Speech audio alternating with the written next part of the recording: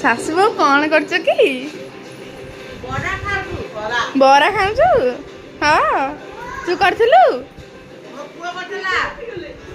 ଲୋ ବାପା ଶାଶୁ ବୋଉ ଖୁଆକୁ ହେଇଛନ୍ତି ମତେ ଟିକେ ଖୁଆଉନ। ଆଜି କଣ ଖାଲି ବରା ଖାଇକି ରହିଯିବା? କଣ ଟିକେ କରୁନ ଆଜି?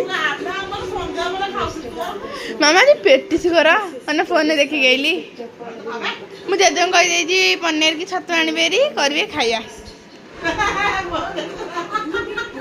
ହସ ବୋପା ମାଲୋ ମତେ ଟିକେ ଖୁଆଇଦିଅ। ଖାଉନୁ ଖା। ନା ନା ଚାହା କଣ ପିଇବ?